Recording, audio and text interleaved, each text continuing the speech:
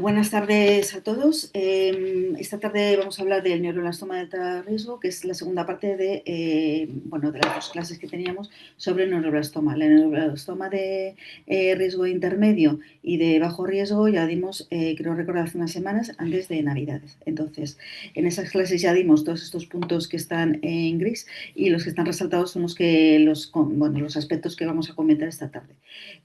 Lo que es el neuroblastoma de alto riesgo propiamente dicho, el tratamiento de las recaídas y las nuevas terapias que puedan estarse desarrollando para el tratamiento de esta enfermedad, así como unas pinceladas o unas ideas sobre lo que es el seguimiento de largos supervivientes y la toxicidad a largo plazo en los pacientes tratados de neuroblastoma. Recordar cuatro ideas fundamentales para introducirnos en materia esta tarde, lo que es el neuroblastoma. Como digo, las cuatro ideas fundamentales. El tumor sólido extracraneal más frecuente en niños, especialmente en lactantes, que es la primera causa de compresión medular tumoral, especialmente en los menores de 5 años, que es una enfermedad con un comportamiento biológico heterogéneo y que a pesar del tratamiento multimodal intensivo no conseguimos curaciones por encima del 50% de los pacientes de alto riesgo. Con lo cual, específicamente, este grupo de pacientes ofrece numerosos retos, fundamentalmente el desarrollo de nuevos tratamientos para formas agresivas y para los pacientes en recaída y tratamientos menos agresivos o menos intensivos para las formas más benignas. Todo esto se va a poder desarrollar en los próximos años cuanto más conozcamos sobre la biología y el comportamiento de la enfermedad, tanto a nivel molecular como a nivel clínico. Para ilustrar un poco lo que es el neuroblastoma, hay un caso relativamente habitual que nos podemos encontrar en nuestra práctica médica. Voy a presentar este caso, que es una paciente de 9 meses de edad que refiere a rechazo de la marcha y una tumoración del fémur distal izquierdo objetivada tras una caída casual. Cuando consultan los papas, aparte de constatar estos hechos, pues la exploración presenta una adenopatía de unos 2 centímetros en la ingle derecha y una tumoración de 3 centímetros en la clavícula derecha. Asimismo, presenta una patomegalia como de 3 centímetros bajo el reborde costal. Se amplía el estudio con una placa de tórax que es normal y una ecoabdominal en la cual se ve una tumoración suprarrenal derecha. Se amplía el estudio de extensión con la resonancia abdominal y también se hace una metayodo buscando ya específicamente un neuroblastoma en la cual se objetiva en la presencia de múltiples metástasis óseas, siendo el score de SIOPED de 5. Se completa con una aspirado de médulas bilaterales que están ambas infiltradas y la biopsia se confirma que se trata de un neuroblastoma pobremente diferenciado.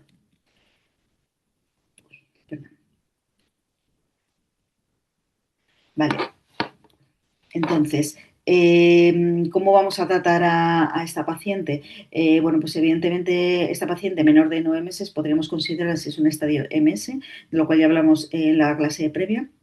Entonces, en principio, un estadio de MS, que sabéis que es un estadio metastásico benigno de lactantes por debajo de 18 meses, en principio no podría ser el caso de esta paciente, ya que ya tiene metástasis en hueso, con lo cual ya no entraría dentro de esta clasificación. Sería, por lo tanto, una paciente con enfermedad metastásica y al ser por debajo de 12 meses, en principio con el NMIC que hemos mandado, pero no tenemos el resultado, la podríamos tratar dentro del grupo LINES de riesgo intermedio, dentro del grupo 10. Los pacientes, como recordáis en la clase anterior, con neuroblastoma de riesgo intermedio, se pueden agrupar en estos 4 grupos, del 7 al 10. Como digo, nuestro paciente entraría en el grupo 10 y este es un resumen de la quimioterapia o las quimioterapias que cada uno de los grupos de LINES debería, o los tratamientos que debería recibir. En el caso del grupo 10 de nuestro paciente, recibiría entre 4 y 8 ciclos de quimioterapia con sus evaluaciones correspondientes después de los ciclos, con etoposído carboplatino o con CADOS, ¿vale? Seguidos luego, pues, una vez que se encuentre la paciente que se ha decidido que es candidata a cirugía, pues seguidos de cirugía. Por tanto, nuestra paciente empezó en el grupo de riesgo intermedio de neuroblastoma del LINES con esta quimioterapia de intensidad moderada, recibiendo el primer ciclo de VP-carbo y a las 3 semanas del diagnóstico recibimos los resultados del NMIC. El NMIC resultó amplificado, con lo cual la paciente ya pasó a calificarse como neuroblastoma de alto riesgo. Con lo cual inició tratamiento o continuó tratamiento según el grupo de alto riesgo de neuroblastoma, la versión 2 de SIOPEN, en la rama GPOH, que ahora explicaremos, que es la rama alemana de quimioterapia. Esta es una clasificación o un esquema muy rapidillo para echarle un vistazo de cómo se clasifican o qué pacientes son candidatos a tratarse dentro de este protocolo de neuroblastoma de alto riesgo. Los pacientes con neuroblastomas estadio L1 o L2 que no tengan el NMIC amplificado se tratarían dentro del protocolo LINES o similar, ¿vale? Con intensidad, con quimioterapia o sin quimioterapia observación o con quimioterapias de intensidad moderada. Los pacientes con neuroblastomas estadios MS por debajo de 12 meses y que no tengan el NMIC amplificado también se tratarían dentro de este protocolo. Y todos los pacientes que tengan el NMIC amplificado, sean metastásicos, L1, L2 o MS, se tratarían ya dentro del protocolo de alto riesgo. Los neuroblastomas estadio M por encima de 12 meses, tengan o no tengan el NMIC amplificado, también se considerarían pacientes con candidatos a tratamiento dentro del grupo de alto riesgo. ¿Por qué? Porque evidentemente en estos pacientes donde hay que intensificar la quimioterapia y utilizar todas las armas disponibles que tenemos para el tratamiento de esta enfermedad, porque como veis aquí las diferencias en la supervivencia son abismales entre lo que es el bajo riesgo, el riesgo intermedio y el alto riesgo, aunque evidentemente son todas mejorables. Por lo tanto, SIOPEN define pacientes de alto riesgo, los estadios M con edad por encima de 18 meses, que hay una pequeña diferencia con la clasificación anterior. Pacientes de cualquier edad con amplificación de NEMIC y un estadio de INS por encima del L1 y también pacientes de estadios M o MS con edades entre 12 y 18 meses que tengan alguna anomalía segmentaria cromosómica. Hay un poco de controversia en cuanto a este subgrupo de pacientes, que son los pacientes por encima de 18 meses, estadios L2 con histología desfavorable, que mientras que en Estados Unidos los consideran alto riesgo, en Europa no. En Europa se consideran de riesgo intermedio. Estas son las 4 fases o los 4 elementos que tiene el protocolo de alto riesgo del neuroblastoma. Son la inducción, el tratamiento local, la consolidación y el tratamiento de mantenimiento. La inducción se basa en una quimioterapia convencional, que ahora explicaremos. El tratamiento local lleva cirugía y radioterapia, una antes del trasplante y otra después, teóricamente. La consolidación es el trasplante autólogo o altas dosis de quimioterapia y finalmente terminamos con un tratamiento de mantenimiento que está basado en inmunoterapia y en terapia diferenciadora. ¿Qué es importante para SIOPEN? Pues este sistema o este score de SIOPEN propiamente dicho, basado en el estudio de Metayodo, que valora la presencia de enfermedad metastásica al diagnóstico y cada vez que nos toca evaluar al paciente. Con esto se le asigna al paciente en función de esta extensión metastásica pues una puntuación entre 0 y 72 que se mide el número de metástasis presentes en 12 segmentos corporales diferentes. Este índice de SIOPEN tiene un valor pronóstico al diagnóstico y al final de la inducción. Cuando el score de SIOPEN es más de 3 al diagnóstico, sí que se ha demostrado que van a tener, como veis, podéis ver aquí en estas gráficas de la derecha, que van a tener peor evolución que aquellos pacientes que tengan un score por debajo de 3, tanto desde el punto de vista de la clasificación de SIOPEN y también del Children Oncology Group. Más enfermedad metastásica al diagnóstico, pues peor evolución a largo plazo. Los pacientes con respuesta parcial y un SIOPEN score por encima de 3 al final de la inducción se van a seguir considerando pacientes de muy, muy alto riesgo, que han respondido poco a la quimioterapia de inducción. ¿Cuáles son los factores pronósticos fundamentales en estos neuroblastomas de alto riesgo? Pues ya hemos visto la amplificación del NMIC en aquellos pacientes que no tienen otros datos de alto riesgo, que predice el comportamiento clínico, pero no nos va a predecir el pronóstico inicialmente. Ya sabemos que el comportamiento clínico cómo va a ser, pero el pronóstico puede venir dado incluso por otros factores de mal pronóstico adicionales. Datos clínicos también son factores pronósticos, por ejemplo, una LDH elevada al diagnóstico, la presencia de metástasis pulmonares o la presencia de metástasis en múltiples compartimentos. También factores pronósticos por imagen, sobre todo la respuesta al tratamiento medida por la metayodo y también factores de respuesta o factores pronósticos biológicos, tanto desde el punto de vista genómico como de expresión génica y formas de expresión de microRNA y también por enfermedad mínima residual medida por microRNA, que ahora mismo hay algunas de estas técnicas que no están disponibles para aplicación clínica, pero sí dentro del protocolo de alto riesgo como investigación. Este es, por tanto, el protocolo de alto riesgo, la última versión, que es la que tenemos disponible. Y tenemos en este protocolo, la intención con la quimioterapia de inducción es comparar dos ramas diferentes de quimioterapia.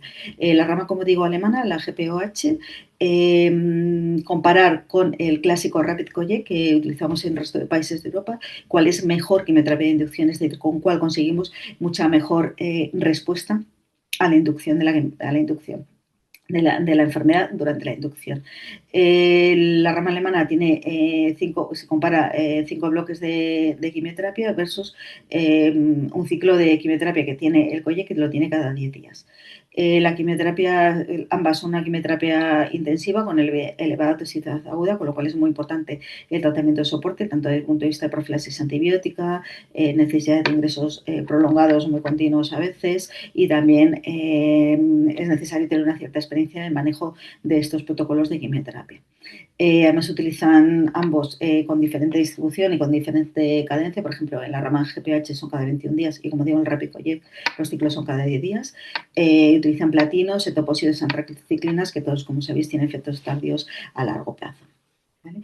He de decir que últimamente, por lo menos aquí en España, no randomizamos entre ambas ramas del GPH y el Rapid Colle, porque el GPH lleva algunos ciclos que lleva vindesina y llevamos más de un año que esta vindesina no está disponible, creo que a nivel de toda Europa, con lo cual ahora mismo solo tendríamos disponible esta primera randomización, no se hace, solo tendríamos disponible para empezar con la rama del Rapid Colle. Como hemos visto, en el caso de nuestro paciente, cuando tenemos que empezar un ciclo de urgencia porque el paciente está malo o está afectado y no tenemos el resultado del ERMIC necesario para terminar de clasificar al paciente, se puede recibir este primer ciclo de VP carbo de urgencia y a continuación, una vez que tenemos el resultado del ENEMIC, continuar con el Rapid Colle y en este caso ya empezaríamos en el ciclo B. El ciclo A asumimos que ya se lo hemos dado con el primer VP carbo y con el ciclo B continuaríamos con el Colle. ¿Qué vendría a continuación? Bueno, pues la evaluación del paciente para ver si en ese momento, una vez que ha terminado la quimio de inducción, es candidato a la cirugía. Como digo, es el primer tratamiento local que haremos antes de la consolidación, después del trasplante. ¿Qué condiciones son necesarias para la cirugía? Pues que la respuesta tenga por lo menos una respuesta parcial por encima del 50% y que el score de SIOPEN, recordado, medido por la metayodo, sea menor o igual a 3. En ese caso, el paciente podría ir a la cirugía. Cuando no se dan estas condiciones, se había planteado inicialmente en la primera versión del protocolo dar 3 ciclos de MIDI para volver a evaluar la enfermedad y dar cirugía. Porque antes de esta implementación del Rapid Colle, si el paciente respondía bien, había una segunda línea de tratamiento dentro del protocolo que se llamaba Veritas. ¿Qué hemos aprendido con el protocolo de neuroblastoma, la versión 1? Que prolongar la quimioterapia convencional, como se hacía anteriormente, si el paciente no respondía a la inducción, se daban ciclos de TVD. Que mejora la respuesta metastásica, o sea, prolongar la quimioterapia convencional si mejora la respuesta metastásica, pero no modifica el riesgo alto de la enfermedad. O sea, a largo plazo no vamos a conseguir mucha mejor evolución, aunque el paciente consiguiera, en ese caso, cumplir los criterios de respuesta parcial y si Open Score por debajo de 3. Que la supervivencia libre de enfermedad va a ser peor en los males respondedores comparado con aquellos que responden bien inicialmente, al principio. De modo que estos malos respondedores pueden tener una supervivencia libre de enfermedad a los 5 años del 24% versus prácticamente el doble, el 42%, aquellos que responden de forma precoz a la quimioterapia de inducción. ¿Vale? ¿Qué ha pasado ahora con el neuroblastoma de alto riesgo? En la versión 2 del protocolo tenemos una nueva implementación que se ha cambiado estos 3 ciclos de TEMIRI que se daban para intentar meter a los pacientes con mejores respuestas, se han sustituido por 4 ciclos de TEMIRI con dinutuximab beta, previo a realizar la cirugía. En el caso de que no haya buena respuesta, sí que habría que pensar en una quimioterapia de segunda línea que ahora hablaremos cuál podría ser. ¿Vale? Y una vez que, como veis aquí, una vez que los pacientes reúnen estos criterios, ha operado y ha reunido los criterios de buena respuesta, pues entonces pasarían a realizarse el trasplante o la consolación. Aunque esta cirugía que está aquí puesta, es posible que se pueda demorar si fuera necesario. Por ejemplo, si hubiera muchos problemas con la cirugía que considera el cirujano no adecuado realizarlo en este momento antes del trasplante, se podría realizar después.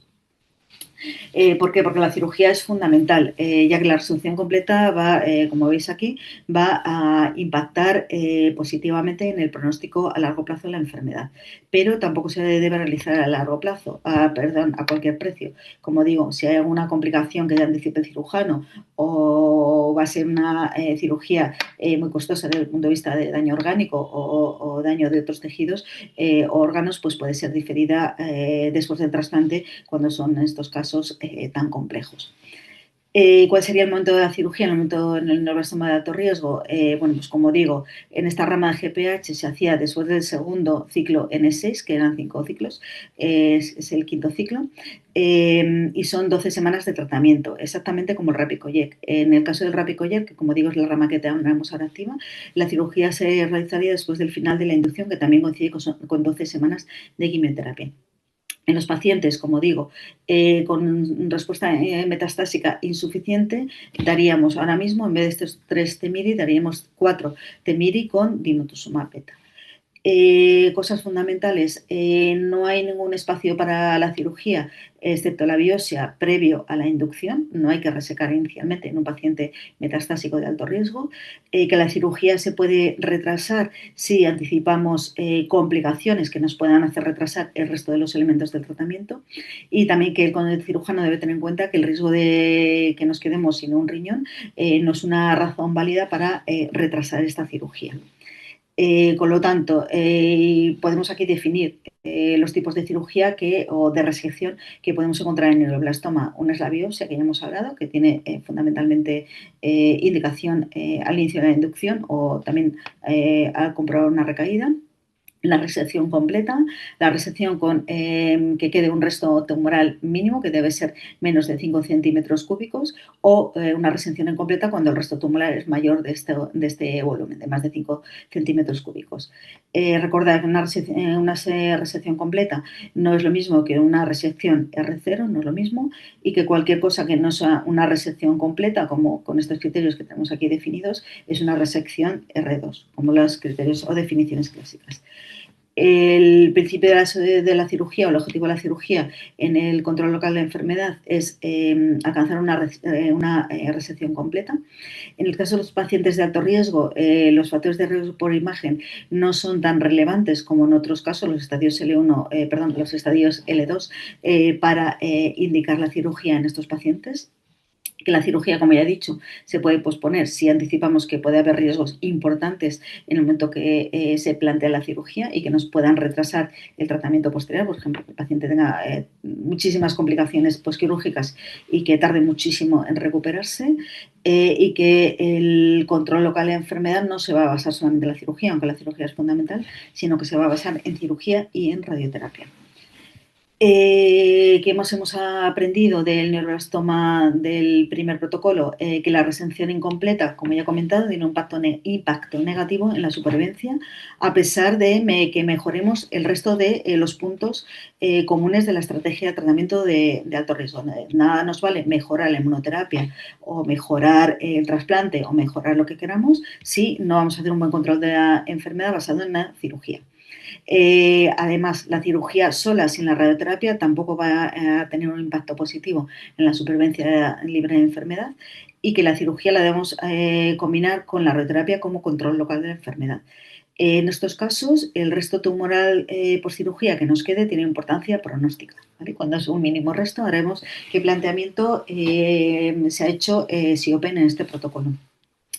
Por lo tanto, la resección tipo R1 es aquella en la que solo queda enfermedad residual microscópica, que no es, en este caso, no es efectiva por sí sola la cirugía y debemos combinarla con radioterapia. La combinación, por tanto, de cirugía y radioterapia es esencial para el control local de la enfermedad, ya que, aunque el cirujano nos diga que ha hecho una resección completa, raramente esta resección va a ser radical a nivel microscópico. De modo que una resección completa tiene que mejorarse, o sea, después de una resección completa debemos mejorar este control local de la enfermedad añadiendo en radioterapia, que al principio van a ser 21,6 grays de radioterapia para que veamos un impacto en la supervivencia a largo plazo. Pero ¿qué pasa si nuestro paciente se ha quedado un resto macroscópico, no tiene resto macroscópico? Bueno, pues vamos a la radioterapia con estos 21,6 Grays de radioterapia en el lecho preoperatorio del tumor. ¿Vale? Vamos a evaluar si hay resto o no después de trasplante. ¿Vale? Justo antes de la radioterapia y con eso decidimos. En el caso que haya una enfermedad macroscópica residual, bueno, pues habría que plantearse qué se hace con el paciente, ¿vale?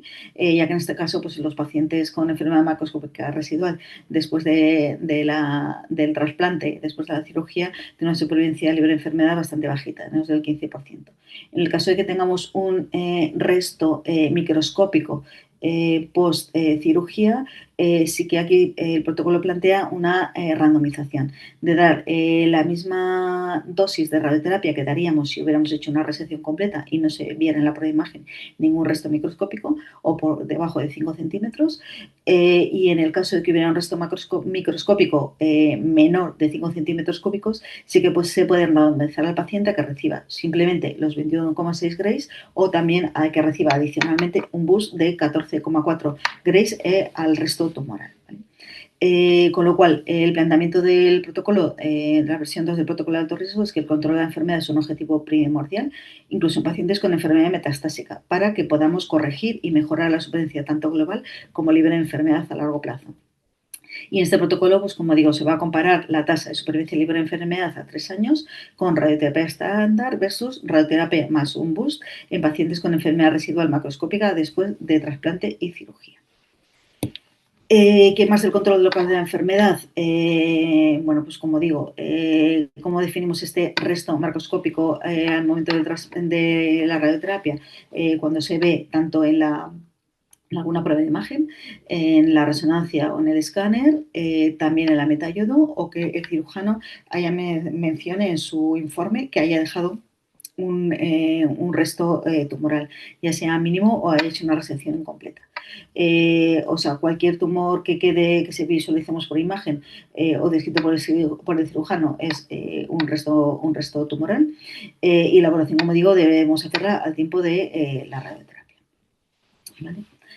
Después de control local de la enfermedad, teóricamente cirugía, trasplante, que es lo que vamos a ver ahora, o altas dosis de quimioterapia y después radioterapia, hay que hablar de las altas dosis de quimioterapia o de la fase de consolidación.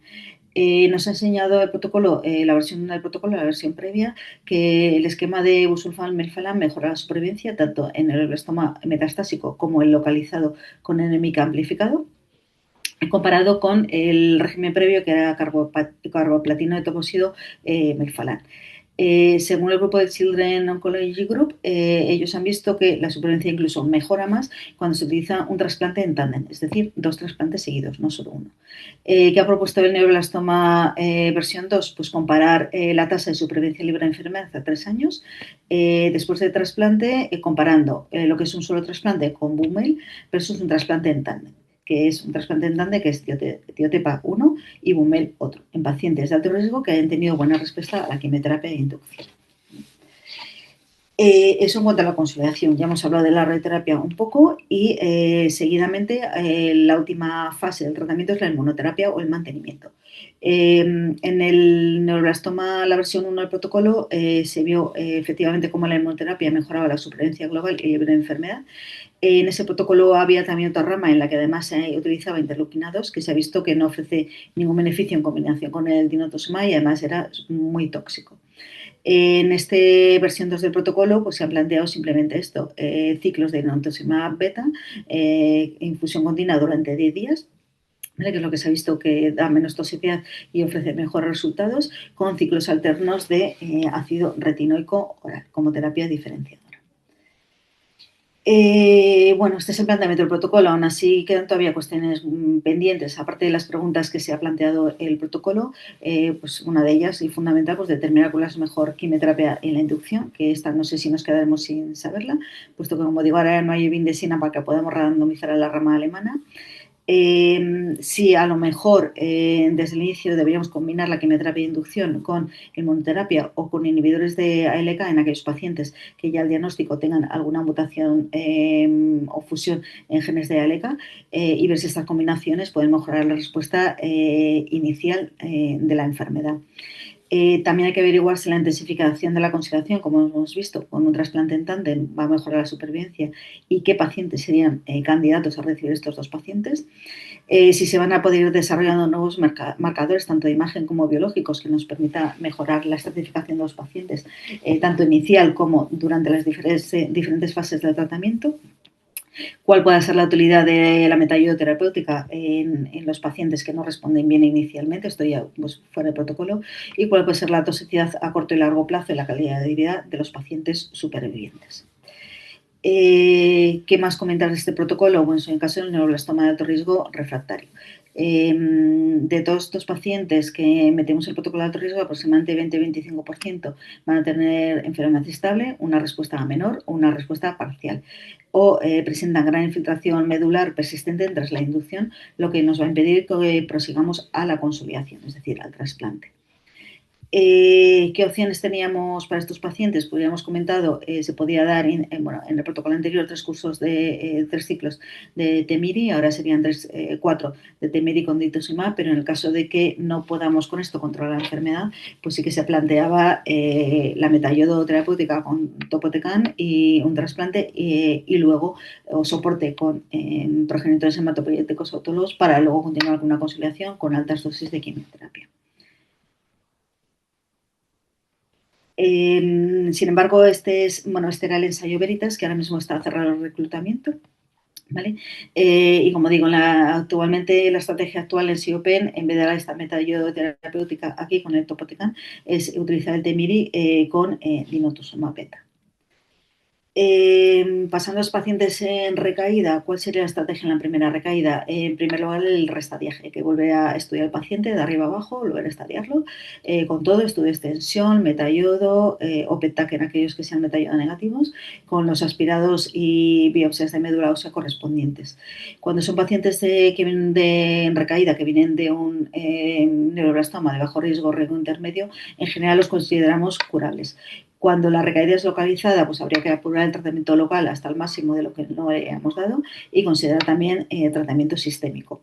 Y cuando es una recaída metastásica, se parecen a los pacientes de alto riesgo y en este caso recibirían el tratamiento multimodal de alto riesgo, con quimioterapia intensiva, cirugía, consolidación, radioterapia y dinutuximab beta. En el caso de las recaídas de alto riesgo, la supervivencia es realmente muy escasa, una supervivencia a largo plazo por debajo del 10%. Con lo cual, en estos pacientes también es preciso plantearnos una estrategia completa. Hay que hacer un tratamiento sistémico de nuevo con quimioterapia, tratamiento local si hay respuesta con radioterapia o cirugía, buscar dianas moleculares en la recaída y si presentes intentar tratarlos con alguna terapia dirigida o a lo mejor dentro de algún protocolo o de algún ensayo que contemple esto. La inmunoterapia, por supuesto, y luego, pues menciona aparte, merecen las recaídas del sistema nervioso central. Este es el tratamiento que planteaba el ensayo Bacon en la estrategia de primera recaída, que bueno, imagino que os suena a casi todos este tipo de ensayo, que aparte de esta quimioterapia que manejaba bevacizumab y dinutuximab beta, combinada con temozolomida y nirinotecan o topotecan, bueno, pues por supuesto estudiar otra vez la recaída, revisar nuevamente el perfil molecular del tumor, la secuenciación y para ver si tenemos alguna diana molecular en nuestro paciente que nos pueda servir para el tratamiento. En este ensayo entraban, como hemos visto antes, aquellos pacientes con neuroblastoma de alto riesgo en recaída o en progresión o en recaída precoz o en recaída tardía. Una quimioterapia basada, o sea, un tratamiento basado en quimioterapia y también con estudio del perfil molecular para conseguir una respuesta de estabilización del paciente para llegar a la consolidación y finalmente al mantenimiento. Si en alguna de estas fases del protocolo Beacon el paciente progresaba o recaída, bueno, se debe buscar otros ensayos clínicos precoces. ¿Vale? ¿En qué en qué basamos todo esto? Bueno, este es un estudio del INSS, ¿vale? Publicado en el 2011, que estudia cuáles son los factores predictivos de supervivencia después de una recaída en neuroblastoma. fundamentalmente son en los pacientes que vienen ya de alto riesgo, pacientes metastásicos, la amplificación del NMIC con o sin LDH alta, y los estadios 3 en aquellos pacientes que eran, que no eran metastásicos al diagnóstico, pues en las recaídas en esos estadios 3 también estos dos son fundamentalmente los factores especialmente significativos de supervivencia global a largo plazo. Otros factores eran la edad, como digo, el estadiaje en la recaída, si presentan NM amplificado, todos estos eran factores independientes de mal pronóstico en la recaída.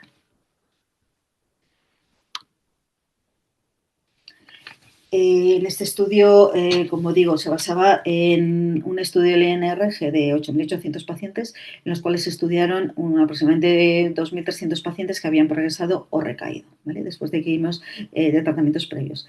Según ese estudio, la mediana de tiempo hasta la recaída fue de 13 meses aproximadamente, con una supervivencia global a los 5 años, global de todos estos pacientes desde la recaída o progresión, del 20%. El tiempo desde el diagnóstico hasta el primer evento, hasta la recaída, sí que muestra una asociación estadísticamente significativa con la supervivencia global, aunque extrañamente, curiosamente, sin seguir una relación lineal. De modo que aquellos pacientes que habían recaído después de 36 meses del diagnóstico son los que tenían mejor pronóstico, seguidos los pacientes que habían recaído antes de los 6 meses o entre los 18 y 36 meses, siendo los de peor pronóstico aquellos que recayeron entre 6 y 18 meses desde el diagnóstico. Bueno, eso lo dejamos ahí. ¿Y qué hacemos en la recaída en el paciente refractario? Pues como habíamos visto, pues es una propuesta o unos estudios previos del Children Oncology Group, cuando combinaban la quimioinmunoterapia, Temiri con denosumab y el factor de crecimiento de colonias gránulo monocíticas, pues parece que eran los pacientes que tenían mejores resultados con este protocolo que con el Temiri solo. ¿Vale? Con respuesta hasta el 50-51%. ¿Vale? ¿Qué tenemos en Europa basados en estos estudios? Pues el ensayo Beacon. Este es el ensayo Beacon 1 que se presentó algunos resultados en la ASCO del 2022, y esto estaba basado en diversas combinaciones de temozolomida, temozolamina irinotecan o temozolamida topotecan con o sin dinutuximab beta, y en función de eso varias ramas pues para se randomizaban los pacientes pues para ver, evidentemente elegir el esquema que podía ofrecer mejores resultados. Aquí se definía, no podían entrar estos pacientes con recaída de neuroblastoma en cualquier momento o pacientes refractarios, que entendemos como refractarios aquellos pacientes que no habían respondido bien a la primera quimioterapia de inducción de alto riesgo. Esto es la distribución de los pacientes que randomizaron en la rama de bevacizumab y sin bevacizumab, la rama de irinotecan o topotecan. ¿Qué se observó en esto? Bueno, pues que los pacientes entre irinotecan solo, las quimioterapias solas en principio no tenían mucho sentido, no aumentaban la supervivencia, y la quimioterapia que tuvo mucho más respuesta fue la combinación de las quimioterapias combinadas con bevacizumab, irinotecan y temozolamida. ¿Vale? Estos son los pacientes que entraron también en las ramas de dinutuximab beta o sin dinutuximab beta, y algunos pacientes, como veis aquí en esta rama, pues una vez que entraban aquí y que no respondían, podían pasar a otra rama de quimioterapia que era dinutuximab con ciclofosfamida topotecan. Como digo, en esta primer ensayo o primera versión del Beacon se vio que la combinación con todas las quimioterapias solas no aumentaban, no mejoraban los resultados, y la que mejor se vio, cualquier combinación de quimioterapia con dinutuximab beta, mejoraba la tasa de respuesta global, desde un 18% en aquellos que no llevaban dinutuximab hasta un 35% aproximadamente en los que sí la llevaban, y también aumentaba la supervivencia libre de enfermedad a un año, desde un 27% a los que no llevaban dinutuximab beta hasta un 57% los que sí llevaban el dinutuximab. Con lo cual se planteó este segundo ensayo Beacon, que está abierto desde junio del 2024 en algunos hospitales, y pues se meten a pacientes en primera recaída de neuroblastoma, los cuales se consideran para la primera rama del Beacon, que lo llaman Tier 1, Y bueno, pues y en este Tier 1 que ahora vemos hay dos ramas de tratamiento. Los pacientes que ya tienen una segunda o recaídas subsecuentes, consecuentes o que no son elegibles para la primera fase del BECON, bueno, pues pueden entrar en lo que llaman un Tier 2, que es una segunda rama de tratamiento. Este sería un poco el esquema de este protocolo y, bueno, pues, como también el Tier 2, pues se puede ensayar alguna otra quimioterapia que no hayamos ensayado previamente. ¿Qué consisten? Pues en la rama 1, que hay una randomización, una rama A y una rama B, es la combinación de la rama A de inotuzumab beta con irinotecan, temozolomida, y la B de bevacizumab, irinotecan y temozolomida. Se va a comparar cuáles tienen mejores resultados. En principio, en esta rama los pacientes pueden recibir 6 ciclos de quimioterapia de la rama que les toque, y después de esos 6 ciclos, si el paciente ya se ha considerado que varía a trasplante, pues se realizaría el trasplante. Y en caso contrario, pues se pueden dar hasta 12 ciclos, un poco como mantenimiento, siempre que el paciente pues haya mostrado alguna respuesta. ¿Y qué pasa con la rama, con el Tier 2, que es la rama C, que es dinutuximab, bevacizumab, irinotecan y temozolomida? ¿Vale? También aquí serían 6 ciclos inicialmente y manteniendo hasta 12 ciclos en el caso de que haya respuesta o enfermedad estable. Bueno, estas son las combinaciones que se van a ensayar para elegir cuál es la que ofrece mejores resultados en las recaídas. Y nada, decir eso, que evidentemente cuanto más quimioterapia combinemos, pues más efectos secundarios vamos a encontrar. El bevacizumab sí que va a aportar mayor mielotoxicidad al tratamiento del TEMIRI. El topotecan también va a causar mucha mayor inmunosupresión. El irinotecan, como ya sabéis, pues causa diarrea y también aumenta la toxicidad digestiva. Y en cuanto al dinutuximab beta, no incrementa la mielotoxicidad, pero sí pueden asociarse a algún grado de toxicidad neurológica. Como digo, desde que se presentaron estos resultados en la ASCO del 2022, pues bueno, pues se planteó este ensayo, el BECON 2, que ya se ha abierto en el primer cuatrimestre del 2024, que acabamos de comentar, TEMIRI, quedamos con esta idea, TEMIRI dinutuximab beta versus TEMIRI bevacizumab. Y luego una primera fase de TEMIRI, bevacizumab, dinutuximab beta, que estaríamos en el Tier 2.